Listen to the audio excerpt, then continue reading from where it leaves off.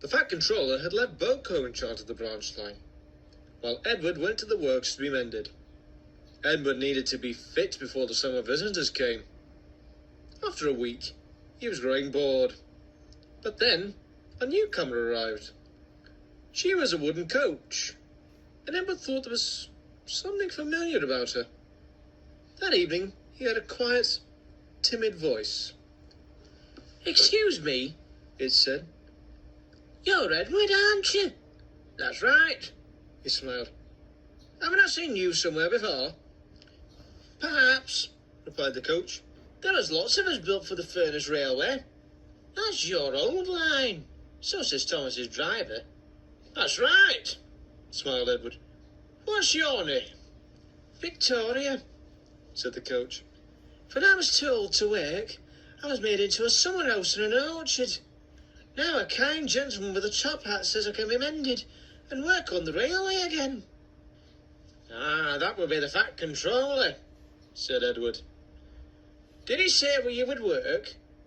"There's plenty for you to do on my line," continued Edward hopefully. Victoria hesitated.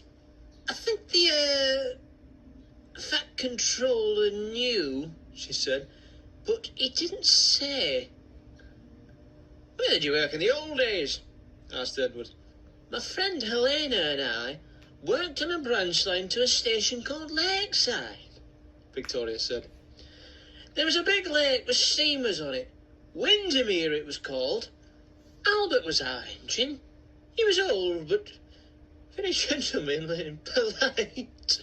She broke off, chuckling. "Except once," Victoria explained. "It was winter and very cold. Even the lake was beginning to freeze over. And that didn't often happen. I don't suppose you had many passengers off the steamer then," put in Edward. "You'd be surprised," Victoria said. "For some it was the easiest way of getting from the town on the other side of the lake. Anyhow, on this winter's day, the snow wasn't too bad at the junction, so we were all right when we set out. As we got near the hills, the snow got thicker.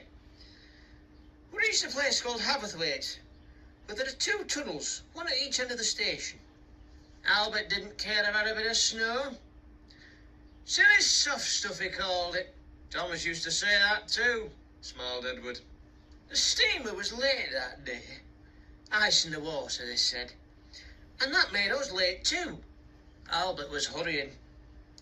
Because when people got off the steamer, they had to catch other trains at our junction." Victoria paused. She chuckled to herself before she went on. "Albert had been boasting about how good he was with snow.